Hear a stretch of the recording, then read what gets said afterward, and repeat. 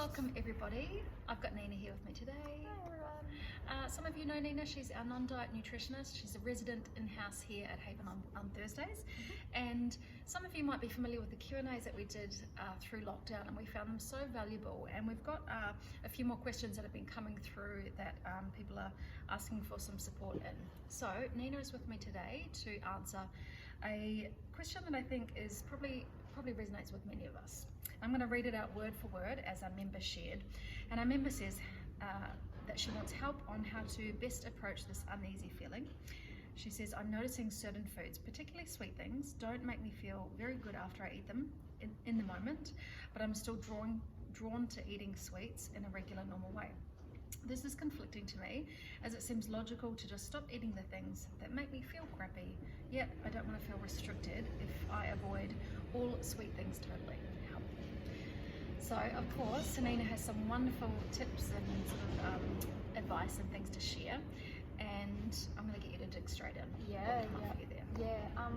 First thing I'd say is I think it's awesome the level of self-awareness that this client has, just to be able to recognize that there's some sort of link between the certain things that she's eating and then feeling crappy, and then not wanting to have that feeling of restriction as well. I'm a firm believer that self-awareness is like a really magical key starting point, and it can be so hard to tap into, so I just want to give her kudos for that. I will reiterate that too, because I think it's so helpful. Like when you're in diet culture, often you're not, you don't have that awareness, so you're often very disconnected. Taught to distrust it often. Yeah. I have some notes on here just in case I want to refer to them. And then I would be really curious when she says that she's feeling crappy, what she actually means by that. Yeah. So if we're talking about like physically not feeling well, that would make me think that perhaps there's some sort of underlying thing going on. So whether that might be some sort of gut issues, perhaps some interplay with stress and anxiety, hormonal sort of imbalances, things like that. It could be a whole host of things going on. So that can show up in our physical reactions to food. Yeah, so perhaps that would show up with bloating, pain, changes in like constipation and diarrhea, fatigue and energy levels, brain fog, a whole host of physical sorts of manifestations. Yeah, sure. And in that case, I would say reach out to a healthcare practitioner who can support you further in that. And then if we're talking about it being like an emotional or physical sort of, emotional or mental sort of feeling crappy, that's a different sort of aspect that we could look at as well. So first thing I would want to say is emotional eating is often demonized and vilified and seen as a bad thing, and it's not. Like, we're not robots, we're humans, we have emotions. Eating with our emotions is completely normal. It's fine. Like, when you're happy and you're at like your son's birthday, you're going to have some birthday cake, and when you eat food to celebrate, you eat food to mourn, you eat food at all sorts of stages. It's a completely fine coping mechanism. There's nothing at all diet wrong with it. culture's demonized it. Yeah, for sure. Yeah, and I would just point out there that I think a lot of us who have had a disordered relationship with food, or who identify with having a messy background with food, or have relied on dieting a lot in the past, there's a really heavy correlation between using food as a coping mechanism and a background, a history with dieting. And I think it's so closely tied that it's rare that I don't think I've met somebody who's got a dieting background who doesn't use food a lot as an emotional crutch, or maybe it's one of the favorite ones they go to, or the only one, which is when it can be a bit challenging.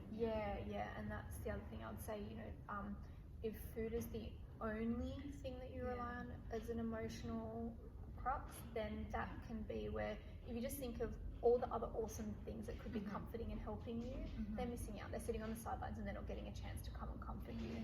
And food is awesome, but it can only do so much, and it's putting a lot of pressure on food to do all these sorts of things. So if you think of it like that, like inviting other sorts of things into your, I like to call it like a self-care toolkit, inviting those sorts of things in. And that's different for everyone. It might be dancing about in your room, you might be screaming into a pillow, you might be hugging a loved one, playing with your puppy, watching funny videos, going for a walk, whatever it is.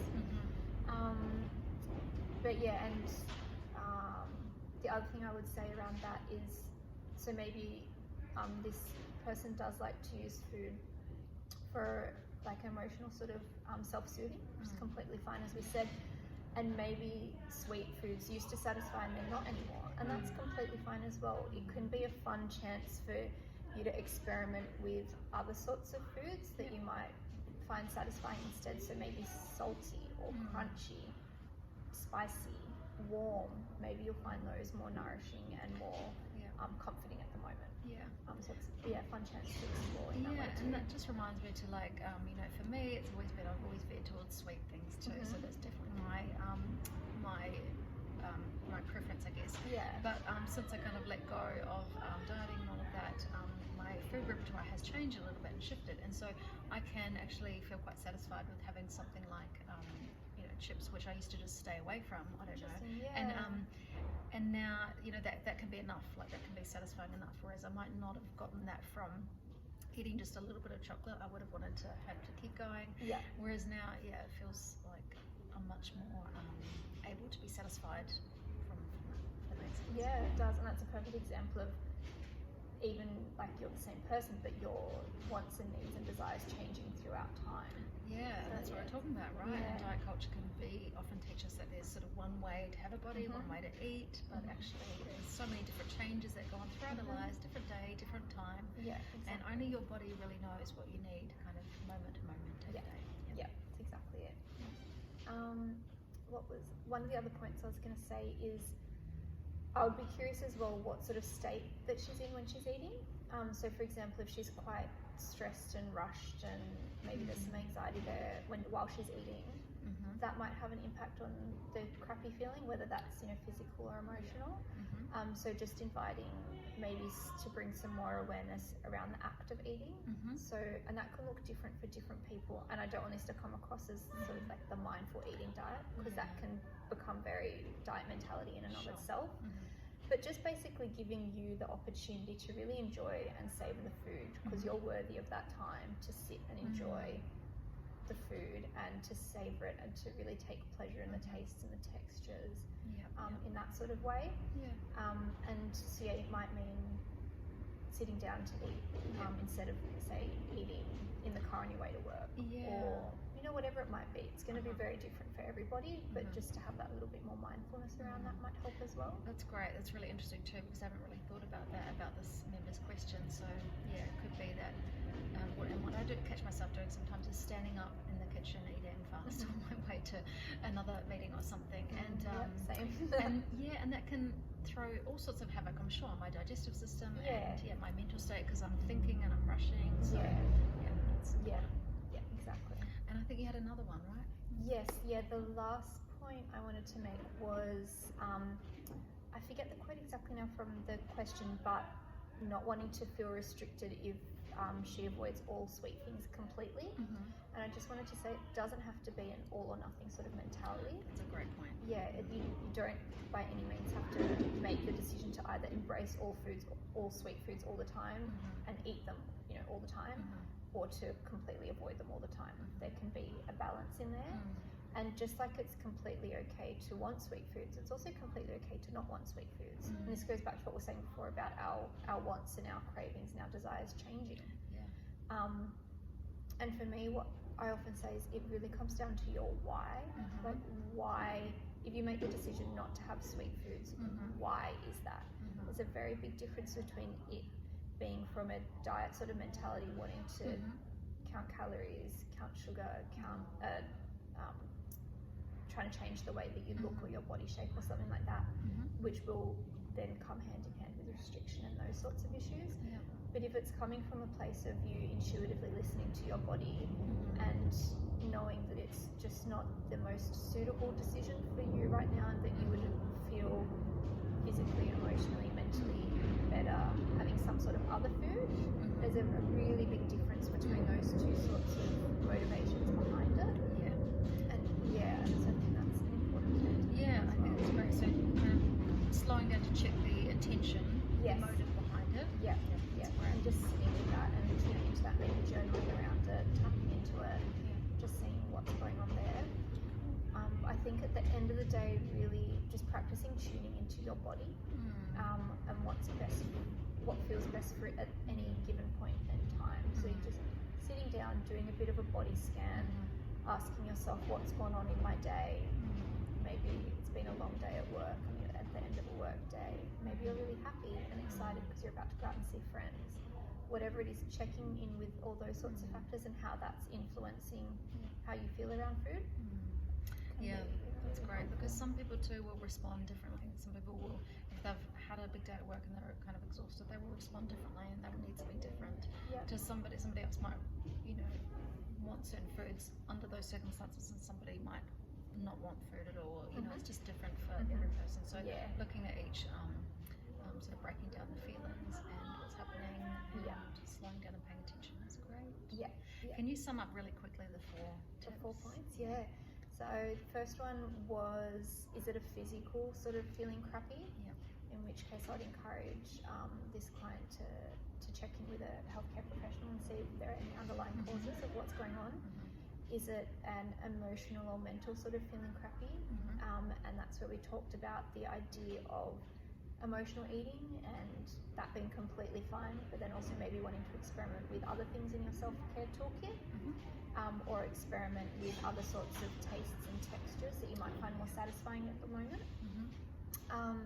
The third point that we talked about was, what is your state when you're eating? So slowing down a little bit and allowing yourself to have that real sort of satisfaction factor around food. And the final point was just that point on restriction. So it doesn't have to be an all or nothing, and really tapping into your why of why you're making these decisions around food and shifting into your body. Beautiful. That's so helpful. And I think it all comes down to slowing down, a bit of awareness. Exactly. And this person's obviously already got a lot of that, so which is amazing. So amazing. And there's actually, I can give it to you to perhaps link at the bottom, a really awesome meditation by Marcy Evans. Oh yeah, she's great. I think it's called What Am I Hungry For? And that can be a really beautiful way to tune into your desires around food. Yeah, I would love to share that. And one quick question.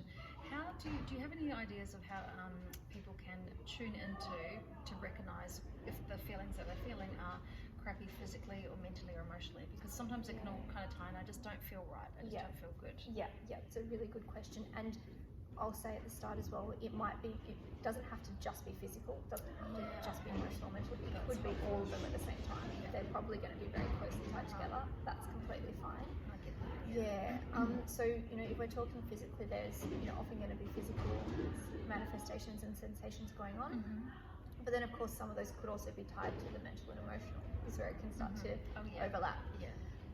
So I would encourage you to, this person or anybody, to when you're